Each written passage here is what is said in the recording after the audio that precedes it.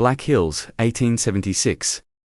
Secret plots ignite Custer's downfall at Little Bighorn. Full documentary. A disaster, a slaughter. George Crook's failed winter campaign didn't crush the Lakota, it united them. By June 1876, 7,000 native warriors waited as Custer, desperate for political fame, split his forces. His last words: "Hoorah, boys, we've got them." Subscribe to Native Legends and History Stories. But first, what did Custer's own men whisper as the arrows rained down? In 1876, heavy snow and strong winds hit the grasslands, stinging the faces of soldiers as they huddled around their campfires, which struggled to stay lit in the storm. Colonel John Gibbon bends over a worn diary, his breath visible as he growls to a lieutenant. "Met a man who despises Indians more than snakes. Claims are good ones, only good deceased." His pencil scores the page, the lead scraping against the moist paper. "Frenzied canines, not combatants," he retorts in grimy Missouri saloons. Men pound fists on tables, cursing about red heathens. At Fort Abraham Lincoln, soldiers scuff the ground and chuckle, wagering on how quickly the primitives will flee. The Lakota, the Cheyenne, they're subhuman to these individuals, a pestilence to be eliminated. However, that disdain clouds their judgment, muffles the far-off beat of war drums, increasing in volume each night. The Black Hills rise ominous and uneven, pine branches cracking under accumulating snow. Gold deposits throb beneath the icy soil. Prospectors discovered them in August 1874. And the news spread through Washington, D.C. like wildfire. Ulysses S. Grant sits in a leather armchair, cigar firmly held in his teeth, the atmosphere heavy with smoke and perspiration. He strikes the table with his fist, the impact shaking a whiskey tumbler. "We're seizing it," he barks to his confidants, "and nobody is to know how." Pens glide across parchment, ink spreading as they outline the scheme. Invalidate the 1868 agreement, unleash the homesteaders, and let the Lakota suffer the consequences. January 3, 1876. Zachariah Chandler, Secretary of the Interior, pens a directive in his workspace. Gas lamps glowing to the reservations. By the 30 Honest, he murmurs to an assistant, lips twisting, "or we declare it war." Outside tempests rage, wind howling through the plains. Accumulating snowdrifts 6 feet high. Families are immobilized, horses struggle, infants succumb to the cold. Chandler is aware, rearranges his documents and anticipates. Philip Sheridan reclines in a rickety chair at Fort Laramie, boots resting on a container. The acrid smell of wet wool and stale tobacco permeating his discolored blue uniform. He's incinerated Georgia homesteads in 64 expanses of fire and wails, and now he'll inflict worse.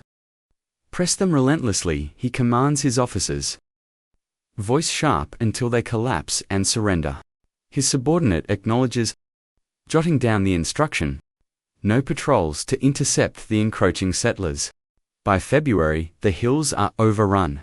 Individuals in fray attire wield axes, metal striking into tree trunks with heavy sounds. Picks dig into the soil, earth fragmenting gold particles tinting their fingers. Women haul containers, footwear submerging in the mire. The Lakota observe from elevated positions, composed, their exhalations visible in the frigid air, eyes monitoring each action. A warrior strengthens his hold on a spear, knuckles turning pale, then the deception surfaces. E.C. Watkins, a slender Indian Affairs agent, is hunched over in a cramped workspace, November 1875. His attire is worn, his fingers smudged with ink as he drafts a dispatch. Sitting Bull's factions marauding, slaying whites, creating mayhem. He composes the pen tip, scratching against the surface. He hesitates, smirks inwardly. This will suffice, and marks the document. No charred residences, no scalped victims, only fabrication, smooth as silk. The report reaches the newspapers on December 3. The New York Herald proclaims, "Hostile Sioux on the warpath. Farmers in Ohio grip rifles. Children in Boston speak of savage Native Americans." Historians now examine the records, perusing aged documents. Where's the substantiation? An expired bovine here, a vanished steed there. Nothing corroborates Watkins' narrative. He remains unfazed, merely ignites a cigar, and relaxes. Gold outweighs truth. Grant's apparatus operates. Chandler Sheridan. Watkins, a triad of components advancing toward domination. They presume it simple, antagonize the Lakota. Observe them, react violently, then advance with cavalry. Swords gleaming. Sheridan brags over liquor. They'll disperse by springtime, but the plains reveal a contrasting narrative. Hooves beat the snow, a consistent cadence. 2,000 Lakota, 1,000 Cheyenne. 500 Arapaho, numbers increasing constantly. Campfires illuminate the expanse. Smoke ascending into the overcast sky, the sound of igniting wood mingling. With hushed melodies, women mend animal skins. Men hone arrows, metal grating against rock. The U.S. anticipates uncivilized people who will retreat at the initial cannon discharge. Instead, they solidify into a barrier, structured, resolute. Chandler's ultimatum expires in the snow, January 31, concluding without capitulation. Sheridan's scouts return their expressions ashen, whispering excessive numbers. Far too many. Grant's chart rests on his desk. Borders bending, marked with tobacco stains. He outlines the hills with a digit. Initially grinning, now his expression hardens. The scheme is failing. Agitation doesn't fracture the tribes. It consolidates them. Prejudice impairs the army. Labeling them savages isn't merely animosity. It's a disastrous error in judgment. They fail to perceive the tactics. Within those encampments, the composure in those gazes. This isn't a minor undertaking any longer. It's a lit fuse emitting sparks. Custer spurs chime as he prepares to ride unmindful. Prepared to detonate the situation. At Fort Ellis in Montana, John Gibbon paces the wooden veranda. His footwear thudding on the timbers until they protest. He's the commanding officer here, a slender individual with a beard showing signs of age. And he's agitated, composing correspondence for the Army and Navy Journal. Between training exercises, pen scraping late into March 1876, he peers at the mountains, murmuring to a subordinate, "This territory belongs to them. Why are we sacrificing for it?" He's not lenient, his grasp on a firearm is unyielding. But he recognizes the corruption. Homesteaders partitioning hallowed land. Directives from Washington reeking of duplicity. By May, he's advancing eastward from Montana. 400 soldiers following him. A component of the three-way assault, converging on the Lakota. His stomach churns. But he continues marching. Philip Sheridan remained seated heavily at Army headquarters in Chicago, his chair protesting under his weight. April 1876, he's unshaven. His attire disheveled the atmosphere, tainted with cigar butts and stale coffee. His workstation is a war zone, charts secured with pushpins, dispatches piled haphazardly. He's the general of the Army 45. And his tone is piercing as he inclines forward. Snapping at his aide, "I need Terry advancing. Gibbon advancing, subdue them prior to summer." He's not strategizing now. He's applying pressure, monitoring troop movements. Insisting on haste, his Civil War tactics incinerate. Deprive, obliterate, dictate every command. He grins, driving a pin into the little Bighorn vicinity. "They're finished," he whispers. He's mistaken. This is the battle they didn't anticipate. The resistance they didn't respect. The little Bighorn is waiting, and the warriors are ready. Subscribe to Native Legends and History Stories. The storm is just beginning. George Crook struggles through Wyoming mire. March 17, 1876. His operation a disaster. She's 200 miles distant. Traversing Fort Lincoln, viscera agitated. Firearms discharge fumes irritate the air. But the Cheyenne dissipate into the mountains. His offensive is unsuccessful. Equines hobble, suffering from frostbite. And supply vehicles are submerged to their axles in mud. He strikes a container near a diminishing fire. Growling to a scout, remains silent. Terry receives no information. He omits reporting the defeat, rendering Gibbon and Terry uninformed. That oversight has repercussions. 300 Cheyenne survivors proceed northward, uniting with Crazy Horse, augmenting the numbers at Little Bighorn. Crook's negligence doesn't merely miss a chance, it amasses a force. George Armstrong Custer parades across Fort Lincoln's training area. May 15, 1876, spurs clinking, golden hair flowing in the Dakota breeze. He's 36, the 7th Cavalry's acclaimed figure, and impatient. His lodging is strewn with investment documents, failed railway speculations that depleted his finances. He strides, striking a message against his leg, grinning at Libby, a single major victory. And I'll be New York's next sovereign. The election is approaching November 8, and he envisions a Senate position, perhaps greater if he can impress the media. He trains his 600 soldiers. Swords glistening, commanding will penetrate them effortlessly. His pencil scores the page, the lead scraping against the moist paper. Frenzied canines, not combatants. He retorts his gaze, sparkles, oblivious to the actual numbers. Sitting Bull prostrates himself in a parched ravine, near the Rosebud, June 5, 1876. Sediment coating his plaits. He's 45, hunk Papa Lakota, robust, lacerations marking his arms from the Sundance ritual. A blade glint 100 incisions. Blood flowing down his forearms, accumulating on the ground as to oath. Oh, observe, holding their breath, drums pulse profound and consistent. Membranes stretched beneath forceful strikes. He falters, perception clouding, troopers collapsing, equines wailing, then rises voice strained. Waken Tonka has delivered our adversaries to us. Acclamations burst forth a resounding wave. His settlement extends 3 miles alongside the Little Bighorn, 1,500 dwellings, smoke ascending thickly, horses neighing in enclosures. He traverses it unhurried, purposeful, conferring with Cheyenne representatives, delineating combat strategies with a twig. We assault collectively, he instructs a messenger. Gaze resolute, he's not a visionary. He enumerates warriors, 2,500 in total. Monitors army dust plumes. Consolidates Lakota, Cheyenne, Arapaho into a unified weapon. His dwelling serves as a command center. Voices hushed, strategies precise. Crazy Horse patrols the settlement's perimeter. Reynolds relaxed his painted pony, stirring up dust.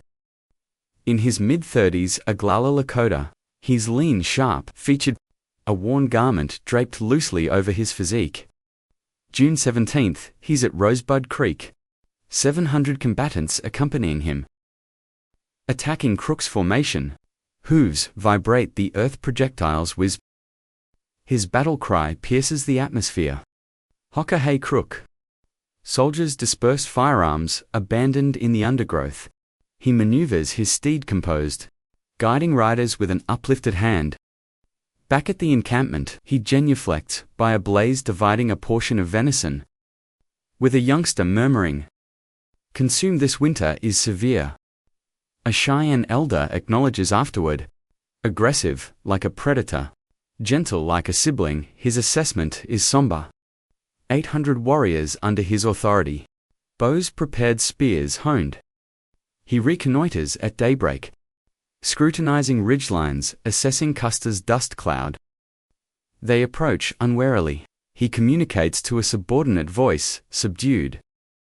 He's prepared, swift, silent, deadly. These figures don't merely converge, they collide forcefully. Gibbon is delayed. Sheridan is unyielding, Crook is careless. Custer is imprudent. Sitting Bull and Crazy Horse remain steadfast, they establish their defense. The army anticipates disorder, anticipating tribes to disintegrate. Conversely, They encounter a bludgeon, fashioned directed descending. The fuse sputters more intensely. Dust billows above the Little Bighorn terrain. In June 1876, generated by numerous hoofs impacting the arid soil, the U.S. Army devises a scheme to constrict the Lakota and Cheyenne, a three-way pincher intended to subjugate them completely. General Alfred Terry departs from Fort Lincoln on May 17, leading 600 soldiers westward over the Dakota Territory. His conveyances trundle axles, groaning beneath loads of ammunition and preserved meat, while turbid water splashes in flasks. He disseminates a chart in his quarters, illumination flickering, and stabs a digit at the Yellowstone River. Snarling to his assistant, "Gibbon joins us here, we encircle them." John Gibbon is already progressing, guiding 400 troops eastward from Fort Ellis in Montana. Footwear abrading against stony crevices. Along the Yellowstone's periphery, the river surges vigorously, overpowering the clinking of blades against canteens. George Crook is assigned to advance northward from Wyoming with 800 personnel, still recovering from his March blunder. The tactic depends on all three uniting concurrently, Terry from the east, Gibbon from the west, Crook from the south, compelling the tribes into an inescapable predicament. The landscape resists, however, a region of precipitous inclines, dense vegetation and waterways, incising profound channels through the grasslands. It's challenging territory, concealing sound and visibility. Intercommunication disintegrates rapidly. Terry's reconnaissance units venture forth, leather chafing, but their dispatches failed to arrive at Gibbon. Messengers disappear in the vastness, consumed by gales and expanse. Gibbon's forces advance laboriously, attire saturated with perspiration and grime, lacking any indication of Crook's whereabouts. Crook is recuperating from June 17, when 700 warriors under Crazy Horse overwhelmed his formation at Rosebud Creek, firearms discharged. Equin shrieked and his troopers retreated, abandoning 10 deceased on the ground. He crouches beside a chilled fire that night, whispering to his agent, "Terry doesn't require this knowledge. Maintain confidentiality, no dispatch. No emissary, merely quiet." Terry rubs his facial hair in exasperation, snapping to his officers, "Crook's vanished." Where's his unit? The division extends beyond mere organization. Terry, a Yale-trained attorney turned military leader, loads Crook's Wild West bravado. Crook, marked by Apache conflicts, views Terry as a headquarters-bound bureaucrat. Correspondence from 75 reveals it. Terry previously described Crook as imprudent. Crook retorted by designating Terry cowardly. Presently, they're not communicating, not collaborating, stranding 18 soldiers divided and disoriented. Crook's Rosebud failure remains concealed. Thus Terry and Gibbon proceed, approximating 800 adversaries, when the genuine number is threefold, that George Armstrong Custer separates from Terry's unit on June 22, spurs shimmering as he boards his chestnut steed. He's leading 600 members of the 7th Cavalry. And time is pressing. The November 8 election approaches. His finances are devastated by unsuccessful railway ventures, and he requires a triumph to elevate his status. He trims his fair locks in his shelter blades, rasping as strands descend to the earth. Then dons a pale deerskin coat, tassels oscillating as he exits. It's an ensemble, daring and flamboyant. Yearning for a depiction in Harper's Weekly, Terry arrives with Gatling weaponry. Mechanized destruction, 600 projectiles per minute, presenting them at the fort's perimeter. Custer scoffs, striking a container, and retorts, "Those contraptions, they'll impede me. I travel swiftly." He's relying on velocity, not artillery fixated on a rapid conquest. Scouts arrive that evening. Expressions grave, detailing dust clouds. Thousands in motion, not merely hundreds. Custer supports himself against a structure, grinning at Majorino, "They'll scatter upon sighting us." Primitives don't resist no disputes. Collaborate, he commands. Scrutinizing each individual, he exercises his troops rigorously. June 23, who's impacting the training area shouting, "We'll dissect them by midday." His arrogance is overwhelming. Admonitions are ignored, the fissures expand. Terry staff quarrel in his quarters. Captain Ware ambles, snapping Gibbons behind schedule. Crook's absent, what's the strategy? Terry strikes the surface with his hand, glassware vibrating, but he lacks a solution.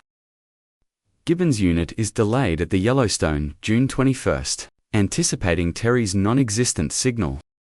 His subordinate complains, "We're exposed targets here." Crook is 100 miles southward, tending to casualties. His quietude a burden hindering the entire operation. The Army's estimations are inaccurate. June 24, the Little Bighorn landscape swarms with 3,500 combatants, dwellings spanning 3 miles. Smoke dense, like precipitation. Terry's intelligence, uncorrected by Crook's account, estimates it at 100. The topography is perilous. Cliffs ascend 200 feet, canyons meander tightly. Greasewood obstructs movement. The tribes possess intimate knowledge of it. They maneuver along elevated areas, disappearing into depressions. The 7th numbers are depleted. 200 of Custer's troops are novices. Agricultural laborers from Ohio and Pennsylvania. Barely 20 years of age,